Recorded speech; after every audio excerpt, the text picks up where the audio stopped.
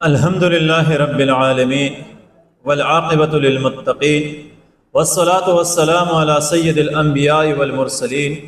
اما بعد فاعوذ باللہ من الشیطان الرجیم بسم اللہ الرحمن الرحیم۔ سیرت نگار لکھتے ہیں کہ بیعت عقبہ ثانیہ کے بعد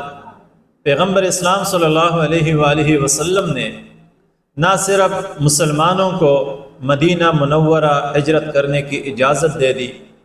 بلکہ خود بھی باقاعدہ ہجرت کی تیاریاں شروع کی۔ اب سوال یہ ہے کہ چند سال قبل پیغمبر اسلام صلی اللہ علیہ وآلہ وسلم نے 2 دفعہ مسلمانوں کو کفار مکہ کے مظالم سے بچنے کے لیے حبشہ کو ہجرت کی تھی، جہاں پر شاہ حبشہ نجاشی نے نہ صرف مسلمانوں کو محفوظ پناہ گاہ دی تھی بلکہ ان کو باقاعدہ اپنی ریاست کے اندر آزادی کے ساتھ جینے کا حق دیا تھا، اور مشرکین کے موقف کے مقابلے میں مسلمانوں کی موقف کی تائید کی تھی۔ اب حبشہ کی بجائے پیغمبر اسلام صلی اللہ علیہ وآلہ وسلم نے مدینے کو ہجرت کرنے کو ترجیح کیوں دے دی؟ اس کی بہت سی ممکنہ وجوہات ہو سکتی ہے، جن میں سے چند حسب ذیل ہے۔ پہلے نمبر پہ اگر دیکھا جائے تو پیغمبر اسلام صلی اللہ علیہ وآلہ وسلم نے جس وقت مسلمانوں کو حبشہ ہجرت کی اجازت دی تھی، اس وقت باقاعدہ طور پر حبشہ میں ایک مضبوط منظم ریاست قائم تھی، جس کا حکمران شاہ نجاشی اصحمہ حبشی تھا۔ اسی منظم ریاست کے اندر مسلمان بطور مہمان رہ رہے تھے یا بطور پناہ گزین رہ رہے تھے۔ اب اگر پیغمبر اسلام صلی اللہ علیہ وآلہ وسلم بھی حبشہ کو ہجرت فرماتے تو آپ کی حیثیت بھی وہاں پہ محض ایک مہمان کی یا پناہ گزین کی تھی، اور بطور مہمان یا پناہ گزین کے جو اخلاقیات ہے، جو قانونی حقوق ہے، اسی کے مطابق آپ کو رہنا پڑتا۔ اگر اسی دائرے سے آپ نکل پڑتے تو آپ کو ریاست کے خلاف سرگرمیوں میں ملوث ہونے کی وجہ سے آپ کے خلاف کارروائی ہو سکتی تھی۔ لیکن دوسری طرف ہم دیکھیں مدینہ منورہ کو جس وقت رسول خدا صلی اللہ علیہ وآلہ وسلم نے ہجرت کا حکم دیا مسلمانوں کو، اس وقت مدینہ منورہ کے اندر خانہ جنگی تھی، قبائل کے درمیان لڑائیاں تھی، کوئی مرکزی نظم یا حکومت قائم نہ تھی۔ اب اگر پیغمبر اسلام صلی اللہ علیہ وآلہ وسلم مدینہ منورہ کو ہجرت فرماتے تو مدینہ منورہ میں آپ کی حیثیت ایک پناہ گزین یا فقط مہمان کی نہ تھی، یا مسلمانوں کی حیثیت بطور مہمان یا پناہ گزین کی نہ تھی، بلکہ باقاعدہ طور پر اللہ کا رسول ایک حکمران کی حیثیت سے، ایک سردار اور قائد کی حیثیت سے مدینہ منورہ کو ہجرت فرماتے۔ لہٰذا اسی حیثیت کی وجہ سے اللہ کے رسول نے ممکن ہے کہ حبشہ کی بجائے مدینہ منورہ کو ہجرت فرمائی، جس میں سب سے بڑی نقطہ یا رہنمائی یہ ہے اللہ کے رسول کے اس فعل سے کہ کسی بھی منظم ریاست کے اندر یا مرکزی حکومت جہاں پہ قائم ہو، وہاں پہ رہتے ہوئے مسلمانوں کے لیے ضروری ہے کہ غیر مسلم ریاست کے اندر کوئی بھی ایسی سرگرمی نہ کرے، کوئی بھی ایسا کام نہ کرے، اپنا پیغام اسی طریقے پر نہ پھیلائے جو اسی ریاست کے قانون کی خلاف ورزی ہو۔ لہٰذا منظم ریاست کے اندر ایک نئی نظام کے لانا یا اسلامی نظام کے قیام کے لیے عسکری کوشش اور جدوجہد کرنا، یہ بغاوت کے زمرے میں آتا ہے، اور بین الاقوامی قانون بھی یہی ہے کہ کسی ریاست کے آئین یا دستور سے ہٹ کے نظام کی تبدیلی کے لیے کوشش کرنا، یہ بغاوت کے زمرے میں آتا ہے۔ لہٰذا ہمیشہ اسلامی ریاست کے قیام کے لیے وہاں پر عسکری جدوجہد کی ضرورت ہے، اجازت ہے، جہاں پر خانہ جنگی ہو۔ جس طرح سن 92 میں افغانستان کے اندر خانہ جنگی تھی تو باقاعدہ افغان مجاہدین نے ایک عسکری جدوجہد کی اور امارت اسلامیہ قائم کی۔ مطلب یہ ہے کہ منظم نظام یا مرکزی نظام جہاں پہ قائم ہو، چاہے مسلمانوں کی ہو یا غیر مسلموں کی ہو، اسی نظام میں مبلغین اسلام کے لیے یہ ضروری ہے کہ اسی ریاست کے آئین اور دستور کو فالو کرتے ہوئے اسی کے مطابق کوشش کرے۔ اسی طرح ہم دیکھتے ہیں کہ مثال کے طور برصغیر کو لے لے تو برصغیر میں اسلام کا پھیلنا یا یہاں کے لوگوں کا مسلمان ہونا، یا آج کروڑوں کی تعداد میں مسلمان موجود ہے، تو یہ بھی مبلغین اسلام یا صوفیاء کرام یا صحابہ کرام یا اولیاء کرام کی جدوجہد اور محنت اور تبلیغ کا ثمر ہے کہ آج یہاں پر اسلام پھیلا ہے اور بہت کثیر تعداد میں لوگ مسلمان ہیں۔ لہٰذا اسی طریقے پر یا عصر حاضر میں دعوت تبلیغ کا جو طریقہ ہے غیر مسلم ریاستوں کے اندر اسلام پھیلانے کا، یہی اسلام کا حکم ہے۔ اسی طرح ہم دیکھتے ہیں کہ اگر پیغمبر اسلام صلی اللہ علیہ وآلہ وسلم حبشہ کو ہجرت فرماتے تو حبشہ میں آپ کی ہجرت یا مسلمانوں کی ہجرت، وہاں پر شاہ نجاشی کا ان پر احسان ہوتا۔ یہ شاہ نجاشی یا اہل حبشہ کے احسان مند ہوتے کہ انہوں نے مسلمانوں کو یا رسول خدا کو پناہ دے دی اور کفار مکہ کے مظالم سے ان کو نجات نصیب ہوئی۔ جبکہ دوسری طرف مدینہ منورہ کو اللہ کے رسول نے یا مسلمانوں نے ہجرت کی تو وہاں پر اہل مدینہ پیغمبر اسلام کے احسان مند ہو گئے کہ رسول اللہ صلی اللہ علیہ وآلہ وسلم کی وجہ سے ان کے درمیان خانہ جنگی ختم ہو گئی اور وہ متحد ہو گئے۔ مسلمان مہاجرین کی وجہ سے ان میں ان کی قوت بڑھ گئی اور وہ مشرکین یا یہود یا ان کی دشمنوں کے مقابلے میں یہ انصار مدینہ یہ مضبوط اور مستحکم ہو گئے۔ لہٰذا نتیجہ اس رہنمائی اس سے یہ ہے کہ آپ جہاں پر بھی دعوت و تبلیغ کا کام کریں تو یہ لوگوں کے احسان تلے دب کے اگر آپ کریں گے تو آپ کے لیے مشکلات ہوگی اور اس کے وہ ثمرات نہیں آئیں گے جو آنی چاہیے۔ لہٰذا دوسروں کے ممنوع اور کے احسان مند ہو کر آپ یہ دعوت و تبلیغ کا کام نہیں کر سکتے۔ اس کے مقابلے میں ہم دیکھتے ہیں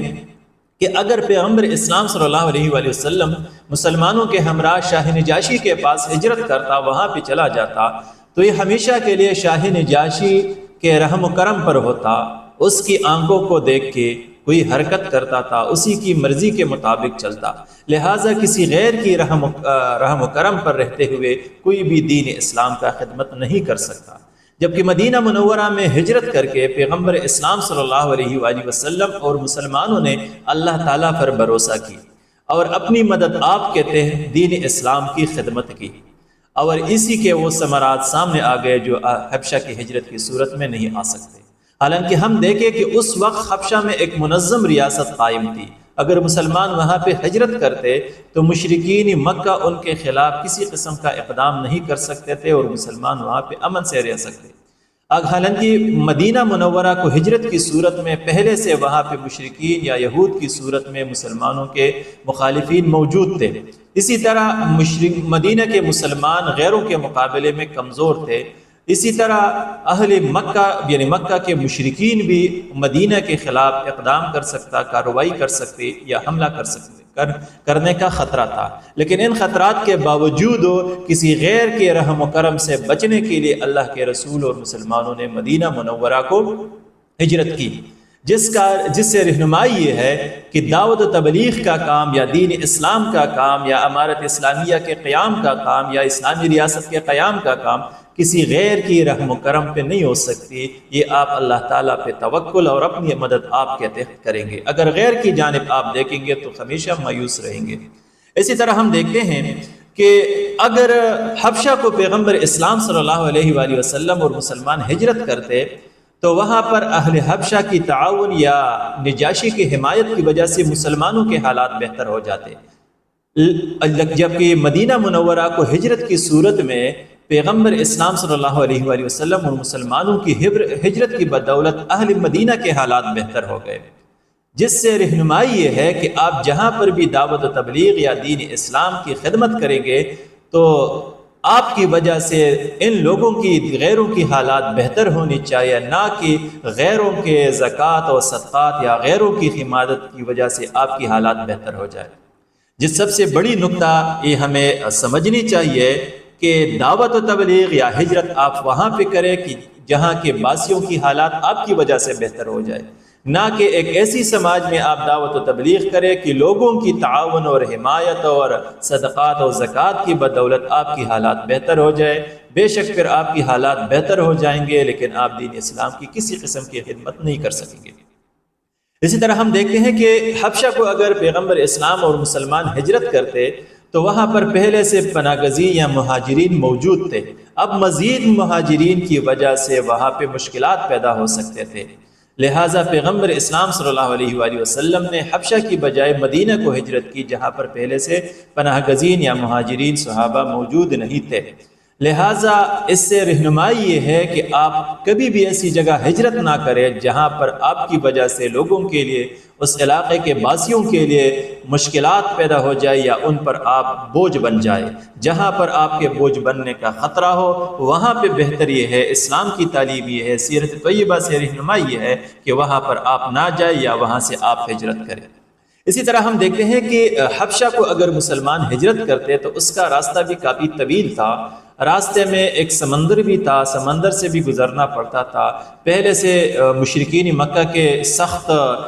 وہاں پہ پہرے بھی تھے، لہٰذا اس سفر میں بہت سے مشکلات مسلمانوں کے لیے پیدا ہو سکتے تھے۔ بصورت مدینہ منورہ ہجرت کرنے کے راستے میں نہ تو سمندر تھا، نہ مشرکین کی اسی طرح کڑے پہرے تھے، اور نہ ہی وہ مشکلات تھے، تو حبشہ کے مقابلے میں مدینہ کا سفر تھوڑا محفوظ تھا۔ لہٰذا جہاں پر بھی آپ اسلام کی دعوت و تبلیغ کی غرض سے جاتے ہیں یا دین اسلام کی خدمت کے لیے جاتے ہیں تو راستے کا لازماً خیال رکھنی چاہیے۔ اسی طرح ہم دیکھتے ہیں کہ اگر پیغمبر اسلام یا مسلمان حبشہ ہجرت کرتے تو حبشہ کے سرکردہ لوگوں کے ساتھ، یعنی نجاشی کے درباریوں کے ساتھ یا وہاں پہ رؤساء کے ساتھ مشرکین مکہ کے مضبوط تجارتی روابط تھے، اور انہی روابط کا نتیجہ تھا کہ پہلے بھی ایک دفعہ مسلمانوں کے خلاف مشرکین نے ان کو وہاں سے بے دخل کرنے کی کوشش کی تھی۔ لہٰذا اگر مسلمان وہاں پہ رہتے تو کسی بھی ایسی قدم کے اٹھنے جو نجاشی کے قانون اور دستور کے خلاف ہو، یہ مشرکین مکہ ان سے فائدہ اٹھاتے ہوئے مسلمانوں کے لیے مشکلات پیدا کر سکتے تھے، اور جبکہ اس کے مقابلے میں مشرکین مکہ کے مدینہ کے باسیوں کے ساتھ کسی قسم کے مضبوط تجارتی تعلقات یا رشتے ناطے نہیں تھے، لہٰذا حبشہ کی بجائے مدینہ منورہ مسلمانوں کے لیے زیادہ محفوظ تھا اور مشرکین کے عمل دخل سے بھی ذرا دور اور بچ کے تھا۔ اسی طرح ہم دیکھیں کہ حبشہ کے طول و عرض سے مشرکین ہجرت کے لیے وہاں پہ جاتے تھے، مشرکین مکہ وہاں تجارت کی غرض سے حبشہ کے طول و عرض میں گھومتے پھرتے تھے،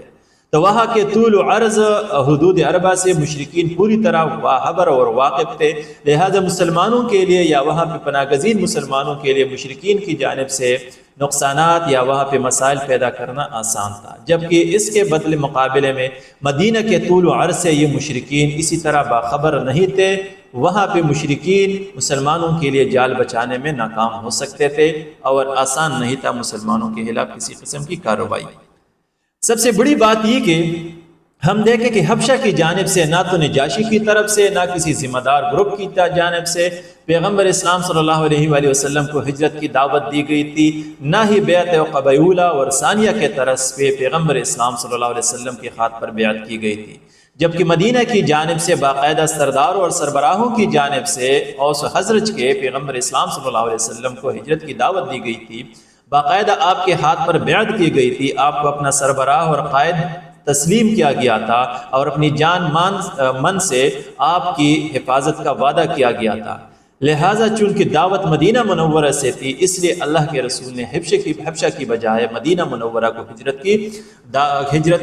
دعوت ہجرت قبول کی تھی یا ترجیح دی تھی۔ اسی طرح ہم دیکھیں کہ پیغمبر اسلام صلی اللہ علیہ وآلہ وسلم نے حبشہ کو مسلمانوں کو حکم دیا تھا کہ حبشہ ہجرت کرے مشرکین مکہ کے مظالم سے بچنے کے لیے، لیکن رسول خدا نے نہ تو وہاں پہ مبلغین قائم کیے تھے، نہ ہی اپنے نقباء، سردار اور نائبین کو قائم بنائے تھے، مطلب وہاں پہ مسلمان محض پناہ گزین کی صورت میں زندگی گزار رہے تھے، جبکہ اس کے مقابلے میں مدینہ منورہ کے اندر پیغمبر اسلام صلی اللہ علیہ وآلہ وسلم نے نہ صرف اپنے مبلغین بھیجے تھے جو رسول اللہ صلی اللہ علیہ وسلم دین اسلام کی پرچار کر رہے تھے، اور اسی طرح آپ نے اپنے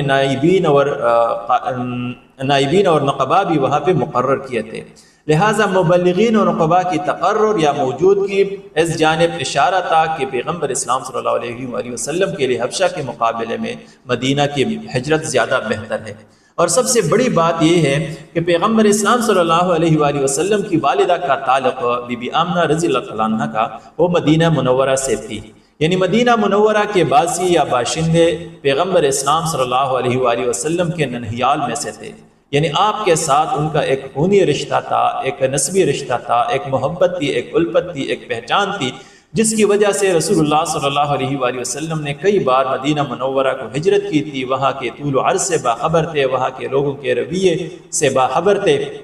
وہاں کے لوگوں کے جذبے و